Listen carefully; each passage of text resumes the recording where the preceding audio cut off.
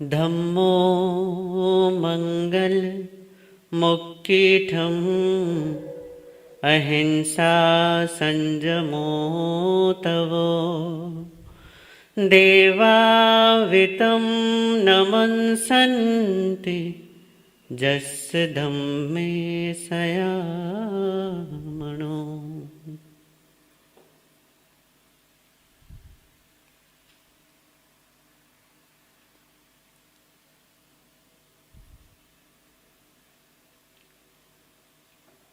धर्म उत्कृष्ट मंगल है। धम्मो मंगल मुक्कीठम।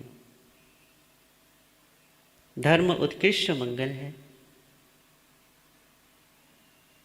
अहिंसा संयमो तप, जो अहिंसा संयम और तप रूप है।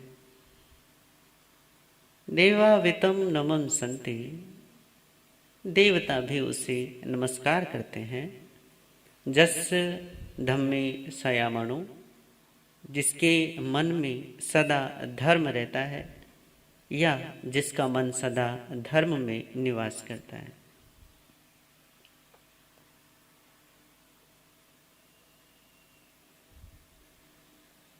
धर्म सर्वोत्कृष्ट मंगल है।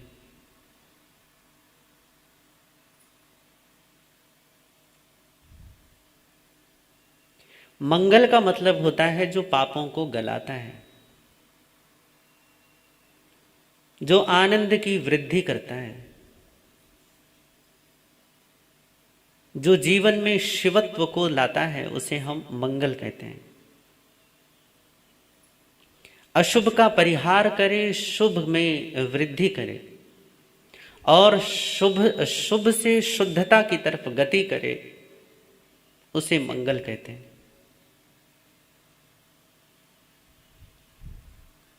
ये धर्म का प्राथमिक लक्षण है कि जब जीवन में धर्म की आराधना होगी, धर्म के प्रति समर्पण होगा, तब जीवन में मंगलमयता आरंभ हो जाएगी। जीवन में आनंद की वृद्धि होने लगेगी। जीवन में श्री और सौंदर्य बढ़ने लगेगा। इसलिए परमात्मा कहते हैं कि धर्म उत्कृष्ट मंगल है। मंगल के लिए आप बहुत सारी चीजें, कोई तिथि है, कोई मुहूर्त है, कोई घड़ी है, कोई महीना है, कोई वार है। अभी श्री राम मंदिर का शिलान्यास हुआ तो हमारे कुछ साधु संतों ने यहां तक कह दिया कि ये दिन शुभ नहीं है, मुहूर्त सही नहीं है। बहुत सारी बातें सामने आई। इनको भी लोग मंगल और अमंगल से जोड़ते हैं। इनके लिए भी हमारे मन में मंगलता और अमंगलता का भाव रहता है। परंतु परमात्मा कहते हैं कि जिसका मन धर्म में लीन है, उसको फिर ये तिथि, ये वार, ये शुभ, ये अशुभ, ये घड़ी, ये सब कुछ देखने की जरूरत नहीं है। उसको मुहूर्तों की प्रतीक्षा या मुहूर्तों का मुख देखने की आवश्यकता नहीं है। क्यों? क्योंकि उसने सर्वोत्कृष्ट को पकड़ा है। उसने सर्वोच्च को अपना आवास बनाया है। जो सर्वोच्च सत्ता के साथ लगा है, जो सर्वोच्च सत्ता में स्थित है, ऐसा जीव फिर उसके जीवन में कोई अमंगल नहीं रह जाता। और ये कितनी अच्छी बात है कि धर्म के अलावा और क्या मंगल हो सकता है। आप डरते तब हैं, आप भयभीत तब होते हैं जब आप मंगल कुछ और चीजों में मानते हैं। कि दुकान नहीं खोल रहे हैं तो भैया अच्छी चलनी चाहिए, नहीं चली तो यह अमंगल हो गया। गृह प्रवेश है तो भैया अच्छे भावों के साथ, अच्छी चीजों के साथ घर में प्रवेश करो, नहीं तो यदि घर में कुछ उबड़ खाबड़ या ऊंच नीच हो गई तो फिर अमंगल हो गया।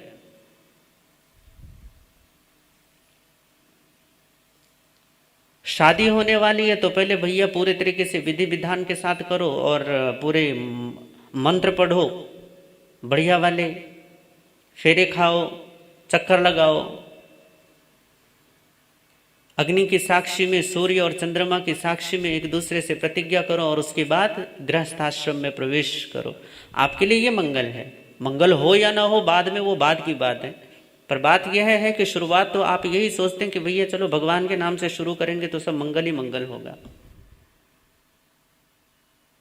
असल बात ये नहीं है कि मंगल होता है या नहीं होता, क्योंकि भैया दुकान खोलने अच्छा मुहूर्त देखा था, अच्छी घड़ी देखी थी, अच्छा चौघड़िया देखा था, अच्छे पंडित जी से मंत्र भी पढ़वा लिए थे, अच्छे महाराज को लाकर मंगल पाठ भी सुन लिया था, फिर भी ग्राहकी नहीं होती या फिर भी आप नुकसान में चले जाते हैं। हो सकता है कि ऐसा हो भी जाए। तो आपको ऐसा लगता है कि मंगल है, यदि फायदा है तो मंगल है और नहीं है नुकसान है तो अमंगल है। आपकी मंगलता और अमंगलता का जो भाव है बहुत क्षुद्रतम अवस्थाओं में उलझा पड़ा है कि संसार की कोई उपलब्धि, कोई सफलता मिल गई तो आपके लिए मंगल ही मंगल है, और यदि कोई सफलता नहीं मिली, मान लो कि कहीं फेल हो गई या कहीं कुछ कमी रह गई या किसी प्रकार का कोई कलह क्लेश हो गया तो वो आपके लिए अमंगल है। परमात्मा महावीर कहते हैं ये कोई मंगल अमंगल नहीं है। जीवन का सर्वोच्च मंगल तो केवल धर्म है। जिसकी धर्म में अवस्थापना है, जिसकी धर्म में स्थापना है, जिसका मन धर्म में है, वो मंगल है। हो सकता है कि उसके जीवन में फिर चाहे बहुत सारी चीजों की असुविधा हो, वो कष्ट में भी आपको दिखाई दे सकता है, वो आपको दीन में और गरीबी में भी दिखाई दे सकता है। आप रैदास और कबीरदास जितनी गरीबी में तो नहीं रह रहे, आपके पास उनसे ज्यादा है। वो तो बेचारे झोपड़ियों में रहा करते थे। कबीरदास तो ऊन काट कर और रैदास अपने चमड़े के जूते बनाकर अपना काम किया करते थे। सेना अपना नाई का काम करके अपना काम करते थे। धन्ना जाट था, थोड़ी बहुत खेती बाड़ी का काम करके अपना जीवन निर्वाह करते थे। तुकाराम, नामदेव, ज्ञानदेव, इनका जीवन देखो, इनसे तो ज्यादा जाहो जलाली तुम्हारे पास है, परंतु इनके जैसा मंगल तुम्हारे पास नहीं है।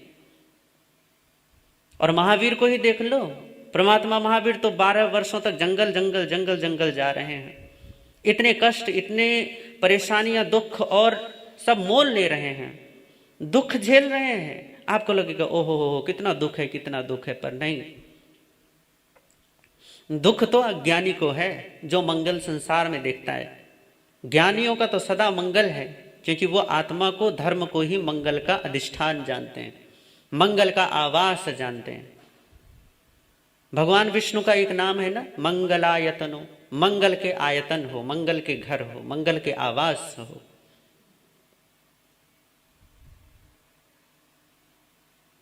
धर्म ही मंगल का आवास है, धर्म में मंगलता की प्रतिष्ठा है। धर्म रहित कोई मंगल संसार में विद्यमान नहीं, और धर्म सहित फिर कोई अमंगल होता ही नहीं। ये बिल्कुल ऐसा ही है कि जहां सूर्य है वहां अंधकार नहीं होता, और यदि अंधकार की उपस्थिति है तो इसका मतलब है कि अभी सूर्योदय नहीं हुआ। जीवन में देखो, यदि मंगल आपको दिखता है, आनंद दिखता है, तो मान लो कि पक्की बात है कि धर्म का संग है। और यदि सब कुछ होने के बाद भी मुर्दनी छाई है, मन में शोक और चिंता की लहरें हैं, तो निश्चित मानो कि धर्म का दिखावा तो है पर धर्म नहीं है। क्योंकि परमात्मा तो बिल्कुल धर्म की स्पष्ट परिभाषा दी गए हैं कि धम्मो मंगल मुक्कीठम, कि धर्म जो है वो उत्कृष्ट मंगल है। इससे उत्कृष्ट और कुछ भी नहीं, इससे अनुत्तर कुछ भी नहीं, इससे ऊपर कुछ भी नहीं, इससे आगे कुछ नहीं।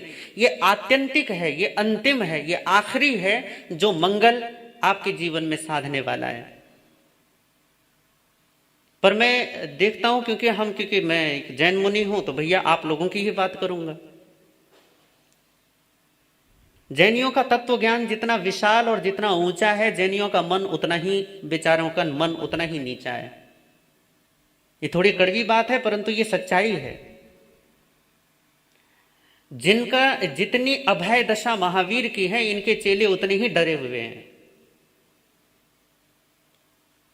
महावीर में अभय जितनी परिपूर्णता में खिला है, इनके चेलों ने भय को उतना ही अपने मन में उसका डेरा बसा लिया है कि भैया नहीं, इसका साथ तो हम ना छोड़ेंगे।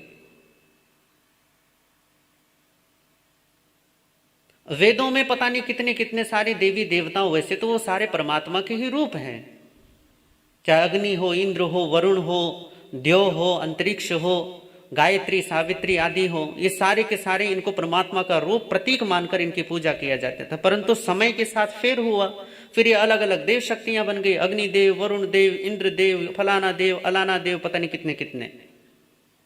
भगवान महावीर और बुद्ध के समय तक आते आते तो ये पता नहीं हजारों, जो पहले गिनती के थे 2-4, वो 400 हो गए, और 400 के 4000, और फिर उसके बाद तो 33 करोड़ तक देवी देवता हो गए, बताओ।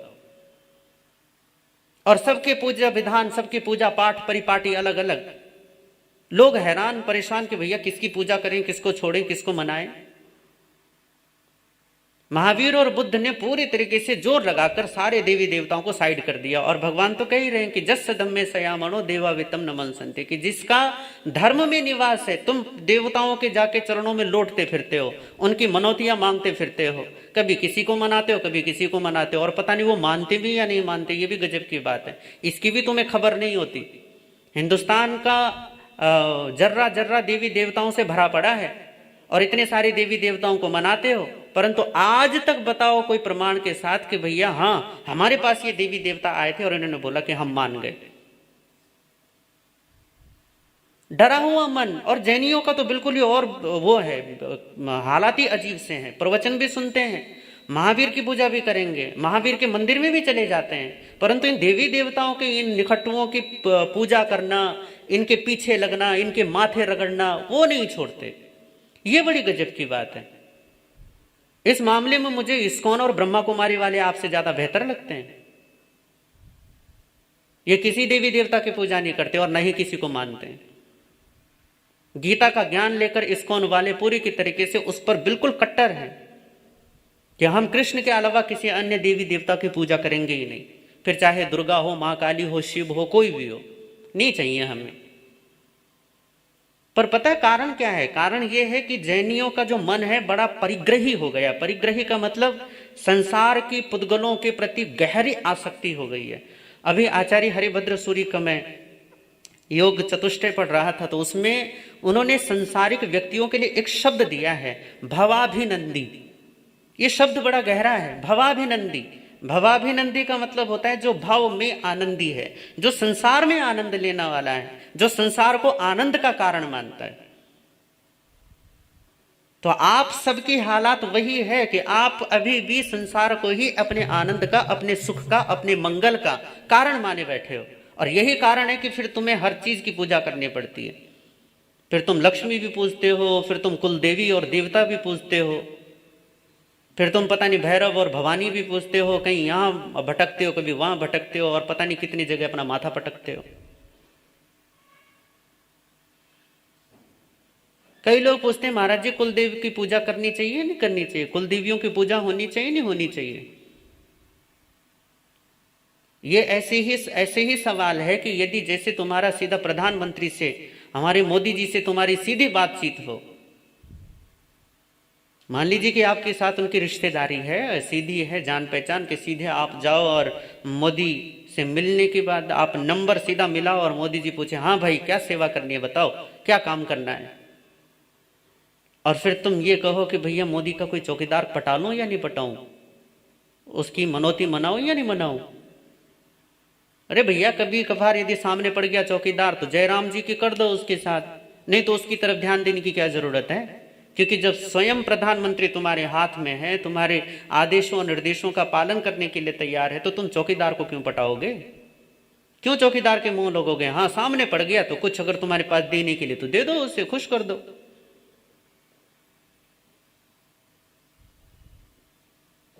जब परमात्मा स्वयं तुम्हारे साथ है, जब अरहंत पंच प्रमेष्ठी अरिहंत हैं, सिद्ध हैं, आचार्य हैं, उपाध्याय, साधु, ये धर्म के मंगल रूप जब स्वयं जो धर्म के स्वरूप हैं, जो जीवंत विग्रह हैं धर्म के, ये तुम्हारे साथ हैं, और फिर भी तुम ये सवाल करो कि इनकी पूजा करनी चाहिए या नहीं करनी चाहिए, तो भैया इससे बड़ी मूढ़ता और मूर्खता और कुछ भी नहीं है।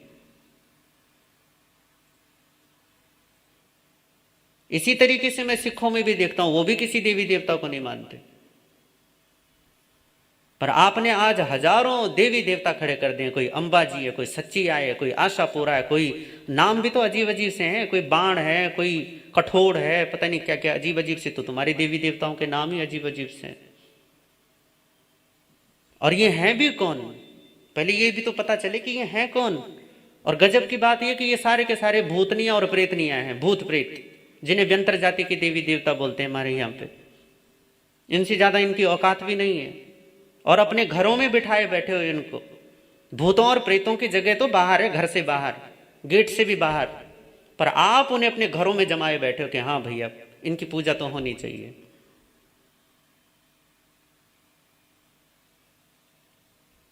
असल बात यह है कि धर्म का, परमात्मा के स्वरूप का सच्चा ज्ञान जिनको नहीं होता वही इन फालतू की चीजों में उलझते हैं। जिन्हें धर्म के स्वरूप का पता है वो इन चीजों में उलझते ही नहीं है, इन चीजों में पड़ते ही नहीं है। परमात्मा के प्रति अनन्यता हो तो इन फालतू की चीजों में मन नहीं जाता। और इसमें आपकी भी गलती नहीं है, क्योंकि गलतियां तो फिर साधु साध्वियों की भी हैं। मैं तो बहुत सारे साधु साध्वियों को देखता हूं जो आपको इन्हीं के मंत्र पढ़ाते रहते हैं। एक बहुत बड़े आचार्य हैं हमारे मंदिर मार्ग के, मैं नाम तो नहीं जानता उनका और मैं बताऊं भी क्यों, परंतु वो अपने भैरव बाबा, वो नाकोड़ा वाले भैरव की इतनी स्तुति कर रहे थे, ओहो, मुझे तो ऐसा लगा कि भैया वो पार्श्वनाथ तो गए, इनके लिए तो तीर्थंकर यही है।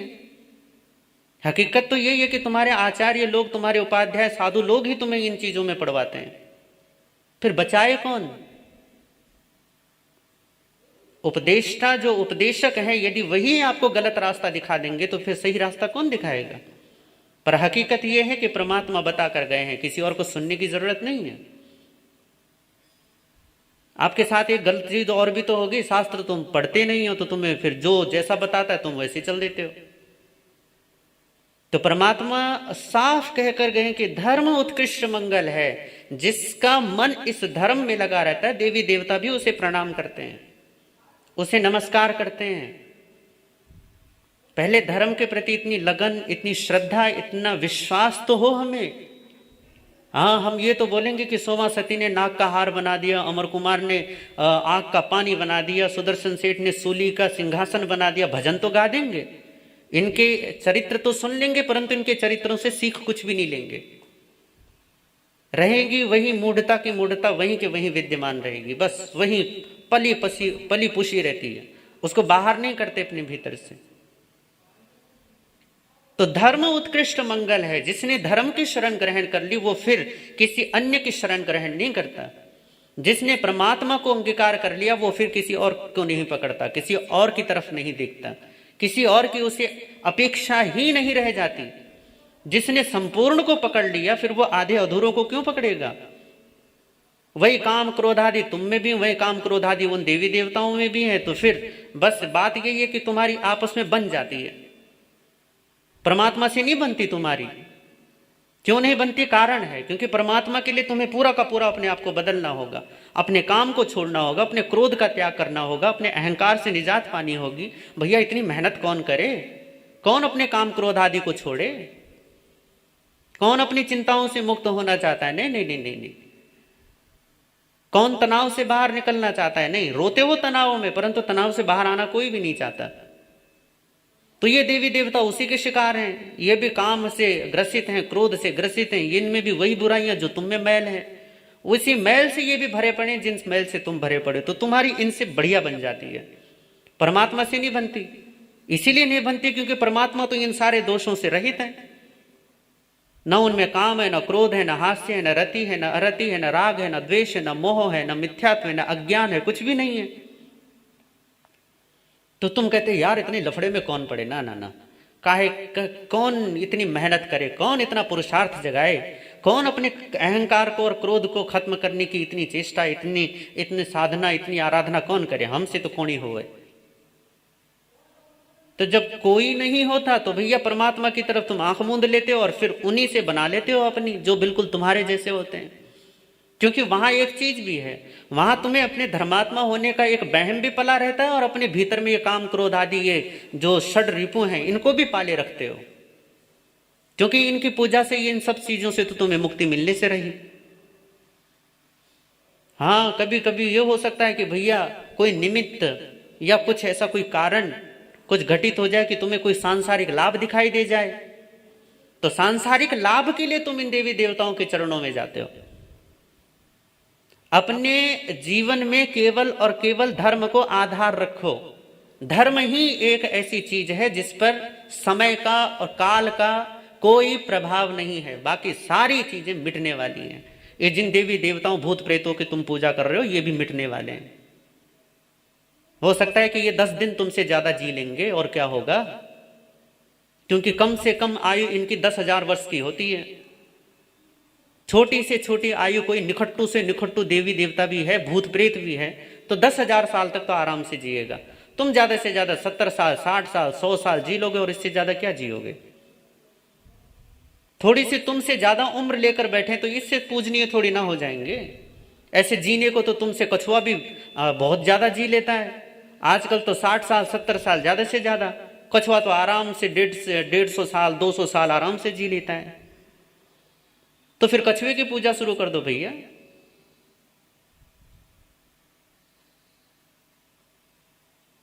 देवी देवता तुम्हारी तरह धरती पर नहीं चलते, वो आसमान में भी चल सकते हैं।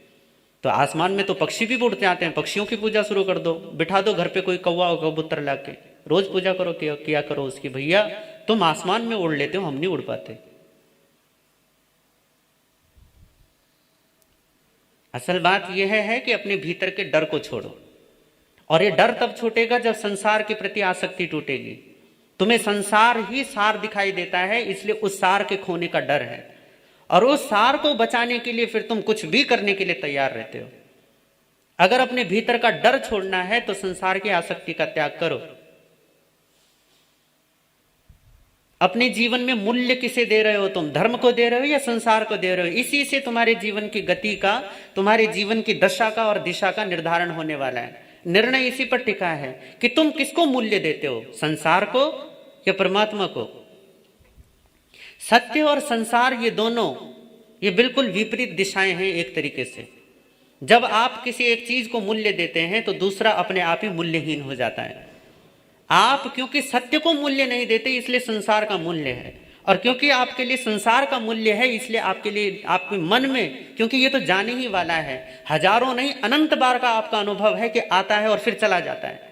हर बार तुम पकड़ते हो और हर बार इसकी पकड़ ढीली हो जाती है।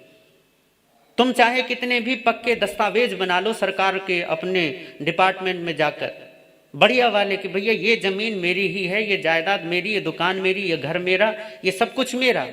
तुम अपने बर्तनों पर बढ़िया तरीके से खुदवा कर अपने नाम लिखवा लो, अपने भवनों पर भी बढ़िया तरीके से पत्थर की प्लेट लेकर उस पर भी अपना नाम खुदवा दो, पर एक दिन मौत का झोंका आएगा और सब कुछ छोड़कर निकल लोगे। यह हर बार का तुम्हारा अनुभव है, इसलिए इस अनुभव से एक डर बैठा हुआ है भीतर में कि कहीं खो ना जाए, कहीं चला ना जाए, कहीं नुकसान ना हो जाए, कहीं कमी ना आ जाए, कहीं असुविधा ना आ जाए। हर बार के अनुभव से भी सीखते नहीं हो, सीख नहीं लेते हो।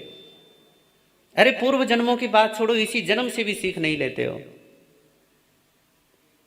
कि संसार बचने वाला नहीं है, ये टिकने वाला नहीं है, ये चला जाएगा, पर फिर भी मोह ऐसा है कि फिर भी बचाना चाहते हो। और बचाना किस तरीके से चाहते हो, तो फिर तुम्हें बताया जाता है। घर में थोड़ा सा नुकसान होता नहीं है, पंडित जी के भागते हो फिर, और वो पंडित भी ऐसे ही हैं, उनको भी कोई ज्ञान थोड़ी ना है, वो भी सांसारिक कामनाओं और मोह से ग्रसित लोग हैं। फिर वो तुम्हें क्या सिखाते हैं, अरे तुमने लगता है कि अपने कुल देवी और देवताओं की पूजा छोड़ दी,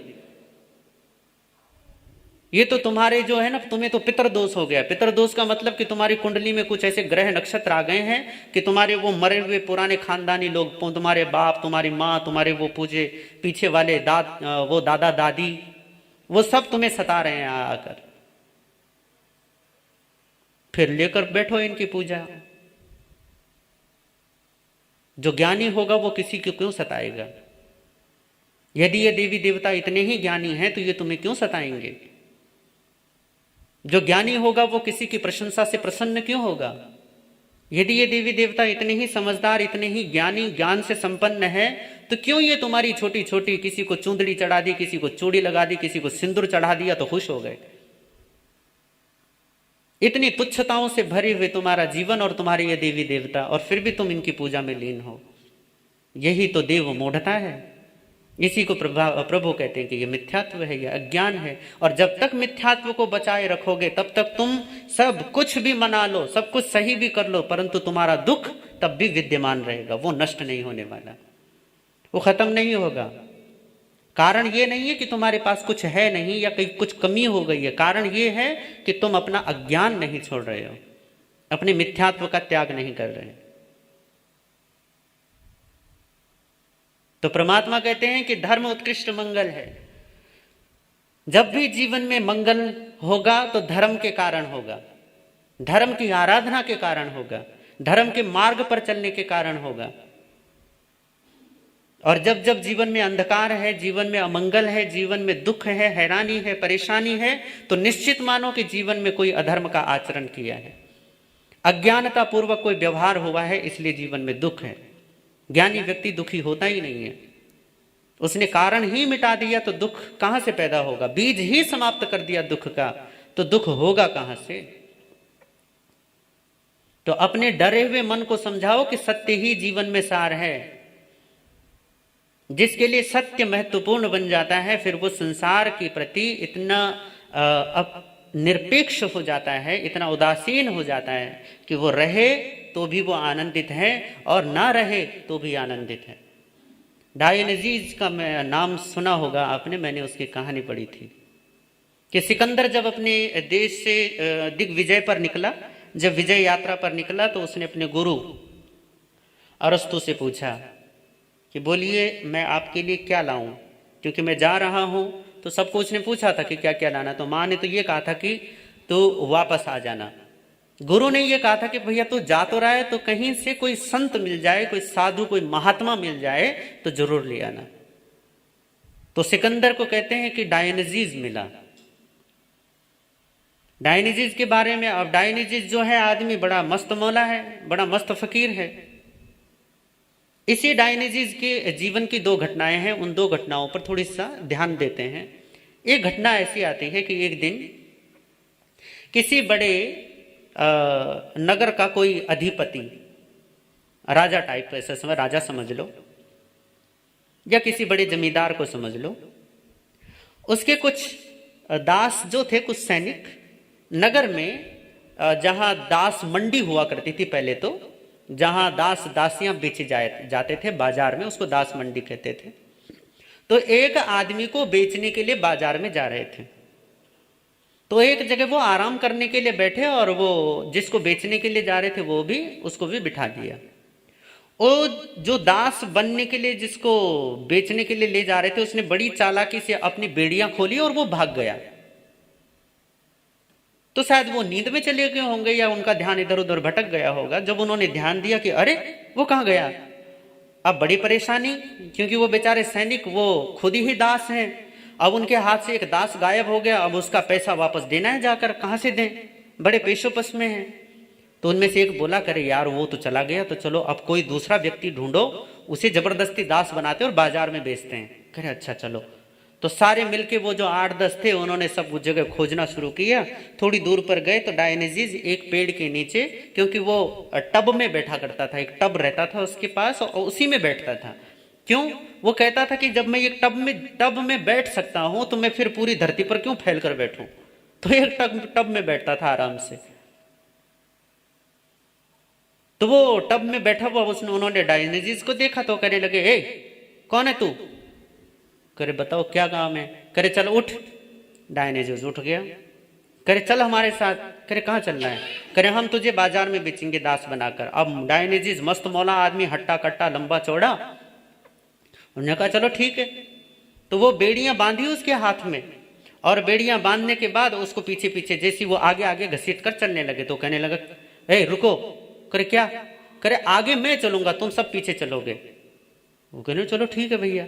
डायोनिसीस आगे आगे और वो सैनिक पीछे पीछे, और ये सब पहुंच गए भैया दास मंडी में, दास बाजार में। तो डायोनिसीस के लिए जैसे ही एक सैनिक जाने लगा ना ऊपर, वो जो मचान सी होती है जहां चढ़ने के बाद आवाज लगाती थी कि दास ले लो, दास ले लो। डायोनिसीस जैसे वो चढ़ने लगा, डायोनिसीस उसे कहा, क्यों कहाँ जा रहा है, रुक नीचे। करे मैं आवाज लगाऊंगा ना दास ले लो, तभी तो कोई आएगा और लेगा, खरीदेगा। करे तुम नहीं कहोगे। करे मैं आवाज लगाऊंगा।